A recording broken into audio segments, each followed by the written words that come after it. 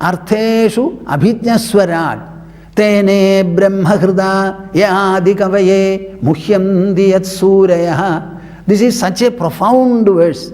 It is compact on the one hand, comprehensive on the other. It is profound, sublimating and enlightening. People write page after page in the way of commentary for this verse. So you can understand, Bhoomananda Swamiji will not be able to give you an elaborate commentary during this telecast series. I can only hint at some of these propositions, that's all. I cannot give you an elaborate explanation or commentary on this verse, nor do I propose to do it. I only wanted you to understand how profound and comprehensive the first opening remark itself is of the author, so that you will understand a relevance, a practical linkage to the message. That is my idea. Now it covers such a beautiful subject. What is that? The entire source of the whole creation. I said I can only hint at how profound this opening verse itself is. I don't propose to give any elaborate commentary. At the same time, I want all of you viewers to understand how intimately the message of Sreemad Bhagavatam is connected with you and with your daily life. The source of the entire creation, you may feel that it is very big, very huge, it is beyond contemplation. No. Srimad Bhagavata wants to bring it very close to you and install it in your heart. That is the purpose. So he says, this wonderful source is not merely the source. It is also responsible for creation, as well as creation, preservation and dissolution. These are the three processes continuously going on. Don't think that the world was created one day and the creator disappeared. Certainly not. The creational process is going on. A number of planets and heavenly bodies are still being born, and many of them are going into the black hole and into extinction. Similarly, in your own body, cells, as I said, are getting born. New cells are getting born and old cells are dying. Everywhere thus, creation, preservation and dissolution are three concurrent processes. And it is the one factor that governs all these things. It is mentioned by Vyasadeva right in the beginning. Janma adi asya yataha. It is not merely creation. As the world is created, it is also to be preserved. And in order to create and preserve, there must also be dissolution or destruction. Don't think that the Creator created the world and thereafter he rested. It is not so. Creation is a continuous process. Whatever is made will have to be preserved.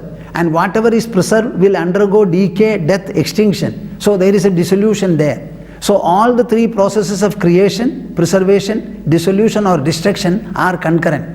Our scientists are reporting that so many heavenly bodies are finding their way into a black hole, and they enter the black hole with terrific speed and disappear. At another point you will find newer and newer planets and heavenly bodies are springing up and occupying their trajectory in the universe. So don't separate the process of creation from the processes of preservation and dissolution. All the three are concurrent processes. That is why Vyasadeva has said, Janma adi asya. That source is not merely for the birth or the origin of the universe, other things also. So the creational, preservational and the dissolutional processes going on consistently in the world, incessantly, all of them are from this one source. And don't think that it is something that you cannot comprehend and you should be away from. No, no. It has to be contemplated upon. Then in the next line he says, this is the one source who revealed to Brahma the entire scriptures and the like. I don't explain it further. Muhyandi yat surayaha. In order to capture and understand this wonderful source, even the most wise, erudite and skillful people are finding it deluding, elusive. A scientist was talking to me and he was telling me, Swamiji, I am a scientist, an atomic scientist, but I have never seen an atom. They have not seen an atom. Nevertheless, they are scientists and they evolve atomic theories. So the source is imperceptible. Nevertheless, we have to understand it, and there is a methodology for it. So even Suryaha, the most erudite people, scholarly people, sometimes find themselves deluded. The subject is elusive. Tejo varimridam yatha vinimayo yatra trisargo mrisha yatra. When you are able to understand the supreme source, the substratum of the whole universe and universal creation, then a new assessment comes to your mind. What is that? The whole universe consisting of sattva, rajas and tamas, three gunas, the three fundamental constituents of prakriti, the three gunas, they are spiritual constituents, not chemistry elements or physical items. They are spiritual postulates or constituents. The entire creation is made up of these three gunas. Now the gunamaya creation, he says, mrisha, where it becomes illusory, unauthentic, elusive. Sreemad Bhagavatam says this. Never escape it. Don't be indifferent to the statement. Yatra, where trisargaha, the creation consisting of sattva, rajas and tamas, the three gunas, mrisha, unauthentic, it becomes an illusory product. Like what? Like the dream that you have. You have an elaborate dream when you are going to sleep, and the sleep slips itself into a dream. And in the dream, while you are dreaming, it is not a dream. It is actually a wakeful state. Only when you break from it, it becomes a dream. So in reality, there is nothing called a dream. While dreaming, it was not a dream. When you woke up, it is not there. Then what is the word dream suggestive of or indicating? Think about it. I give you as a food for thought for the viewers. Think about it. When you were dreaming, it was not a dream. It was a real experience. When you woke up, it is not there. So what is this wonderful phenomenon? While the dreamt, everything goes away, the dreaming mind, it still survives. So the mind is the substratum of the entire dream creation. In the same manner, for the wakeful creation also, there is a substratum. That substratum alone is true and factual, and whatever it projects like dream, it is all illusory, he says. Yatratra sargo mrisha dhamna svena sada nirasta kuhakam satyam param dhimahi. At the same time, you should understand, it always remains authentic, unnegatable, irrefutable. Though the dreamt phenomena are unreal, the dreaming mind, that always remains the same. There is no doubt about it. So you cannot dispose of everything as illusory. The substratum remains the same. In the same manner, in your personality, the body personality, there is something substantial and substantive, fundamental and true. In the whole universe, however fleeting and transitory it is, there is a substratum always surviving. Understand it properly. And this supreme truth is omniscient. It has got a mastery of itself. At any time, anything it can do. Only three powers are necessary to become absolute. What is that? To create whatever is not, to uncreate whatever is, and to bring about whatever changes are needed in whatever is existing. So what is it? To create, to uncreate, and to change. If these powers are there, then all are included there. Now this supreme source is such a thing or such a source that it has all these powers. So it is omniscient on the one hand, omnipresent on the other, and omnipotent also. That is why we call God by these three descriptions: omnipresent, omnipotent, and omniscient. This is why we say. Now, this is the nature of the Supreme. That Supreme, Satyam Param Dhimahi. Contemplate upon this Supreme Truth. Why it is called Supreme Truth? All the other things are illusory, and this alone really survives. One. Secondly, Param. It is called absolute and transcendental. Why is it transcendental? There is a reason for it. Everything in the universe is perceptible to the senses, a point I have explained earlier. Now whatever is above the senses automatically becomes transcendental, that is within you. So the supreme reality or the supreme truth is something very subtle. Being subtle, it is present inside everything gross. In fact, only a subtle presence can be within a gross item. The subtlety and grossness are opposed to each other. Say heat is subtle, That is why it is able to enter an iron rod or even water. So the water is gross and heat is subtle. In the same manner here, the whole universe is gross before the senses. In the whole gross universe, there is something that is permeating. That is called the subtle presence. That subtle presence you contemplate upon. That is what Sreemad Bhagavatam says. The purpose of contemplation is to reinforce, inspire and stimulate your very life, your intelligence and mind. The word Dhimahi, I would like you to understand it. The first time the word Dhimahi has been picked up and used is in the Vedas, Rig Veda. In the Rig Veda, this wonderful statement called Dhimahi is there. How is it there? In the Rigvedic Gayatri. What is the Rigvedic Gayatri? Maybe many of you viewers may be familiar with Gayatri. In fact, if anybody is an Indian, he has to understand this Gayatri one time or the other. It is better that you initiate your children into a Gayatri contemplation. It is something very, very important. Do not consider it to be a religious performance or pursuit, nor even a spiritual pursuit, I would like to say. It is a pragmatic pursuit, a practical pursuit, by virtue of which the inner personality consisting of mind and intelligence will be inspired, illumined, strengthened and will become more competent and functional. What does Rigvedic Gayatri say? Tat savidurvarenyam bhargo devasya dhimahi dhiyo yo nah prachodayad. I wonder whether I should explain Gayatri now. I may not, but I will hint at it. Tat savidurvarenyam bhargo devasya dhimahi. We are contemplating upon the adorable brilliance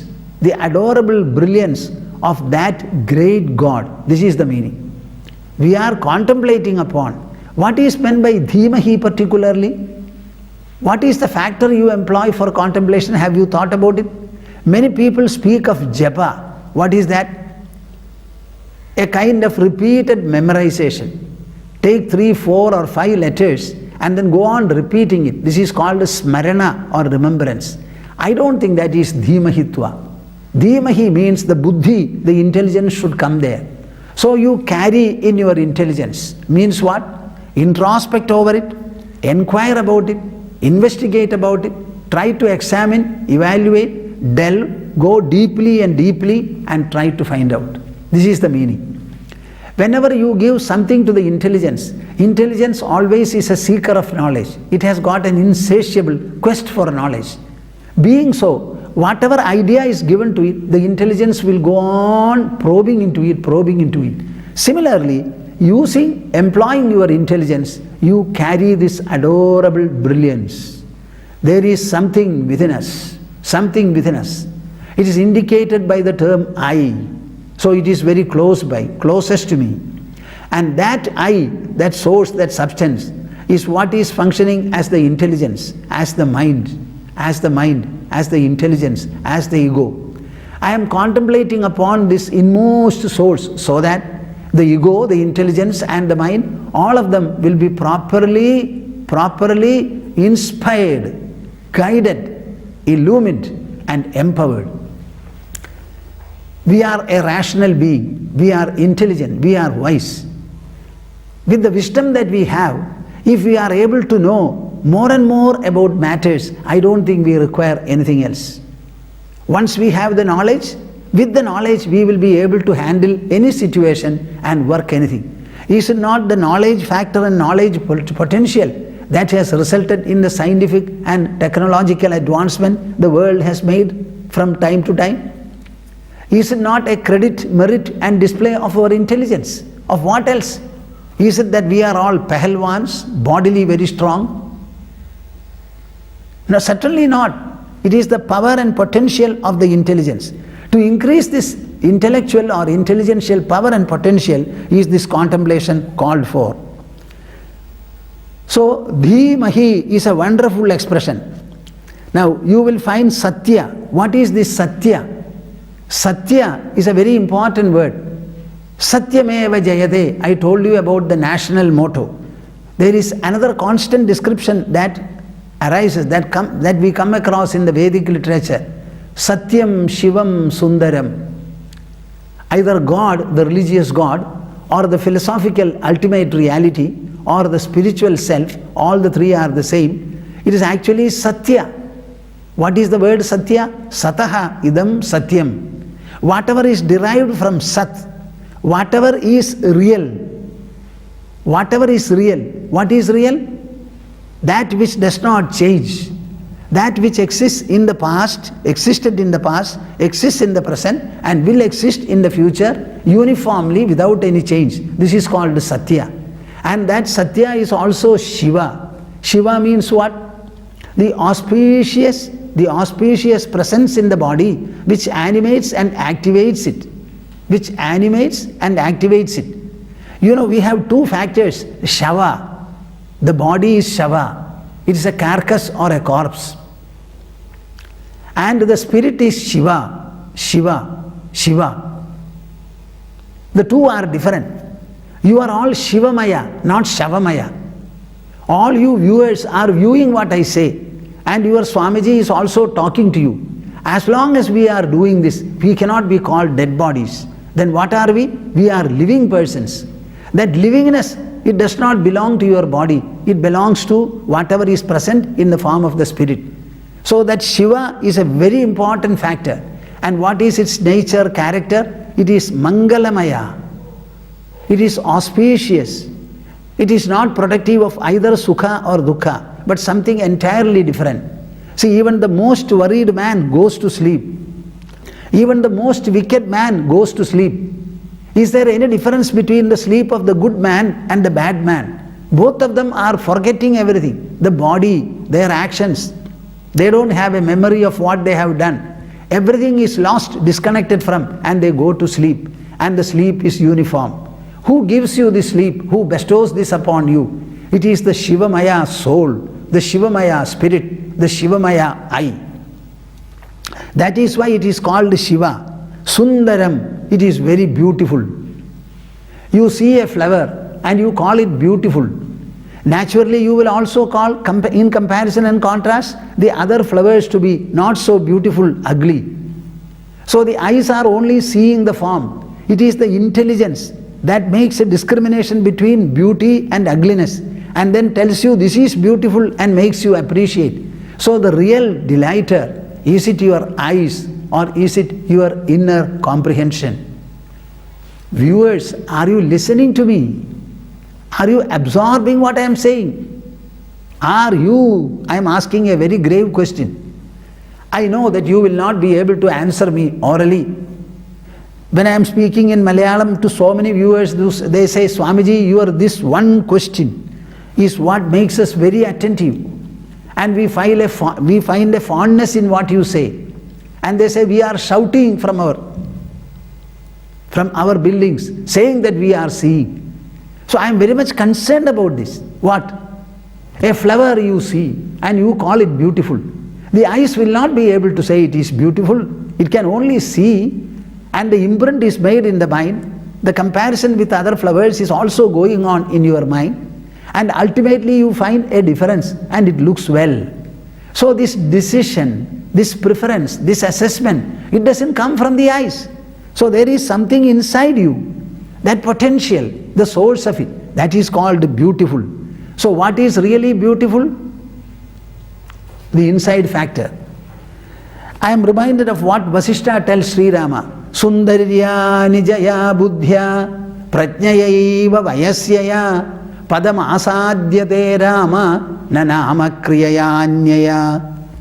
The 16-year-old Rama, as I said, is seated in front of sage Vasishtha, and they are having an 18-day dialogue. And in order to make Rama listen to what the sage says and make him understand, absorb and assimilate the ideas, he gives a clear exhortation. Rama, listen, listen. Sundarya nijaya buddhya. With the help of two factors. One is the most beautiful intelligence. What did I say? Most beautiful intelligence. Intelligence by its very nature is beautiful.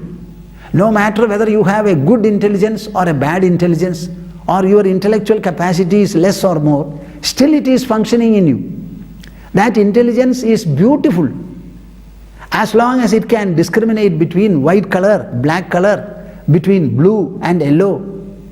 We are seeing numerous objects around us.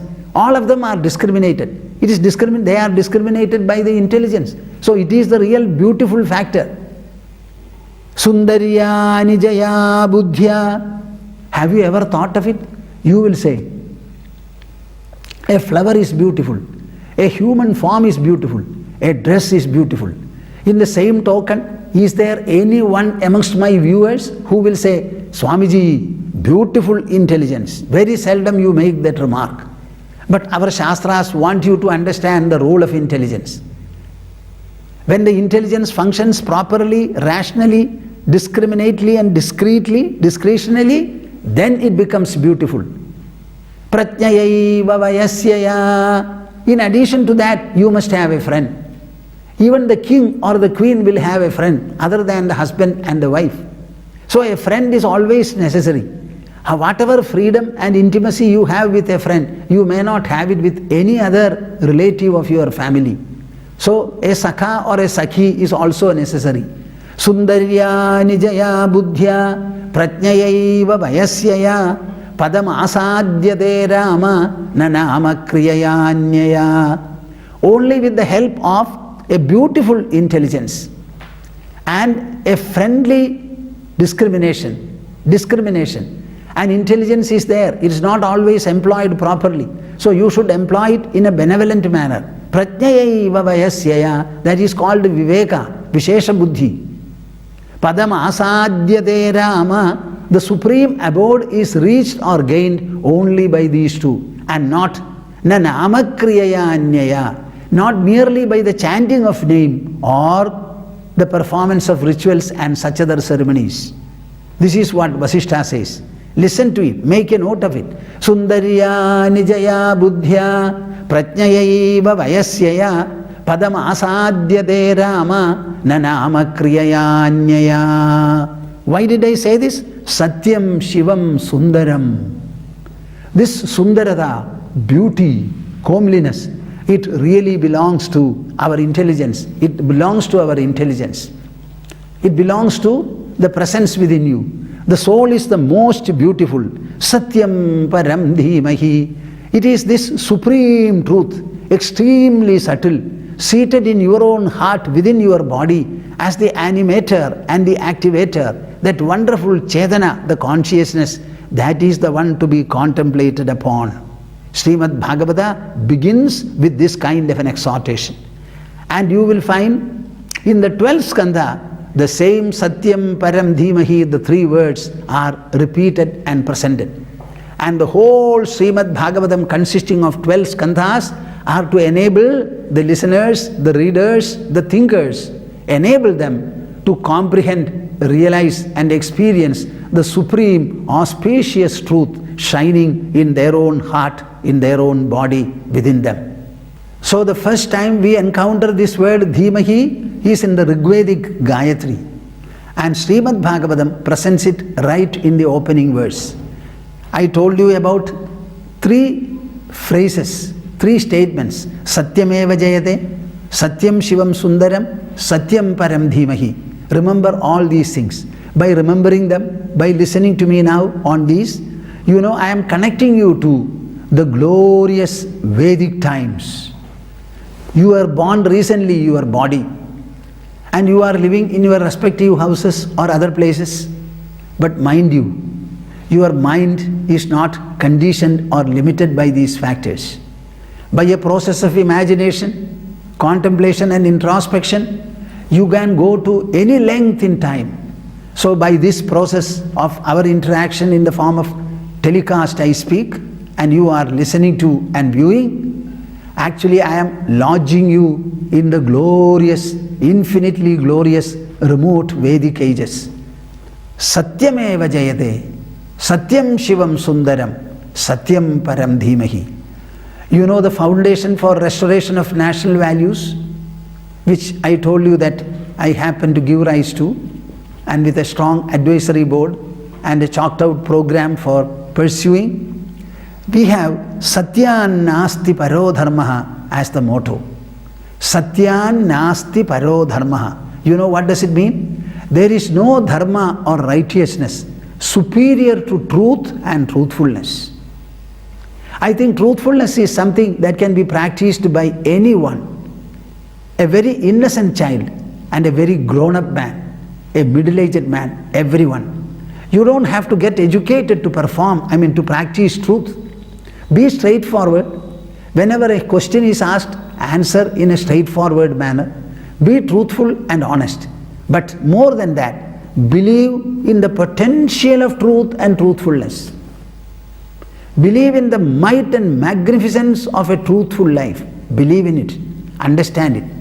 And Sreemad Bhagavatam will expose to you how profound truth is, how great truth is, how unconquerable and subduable it is.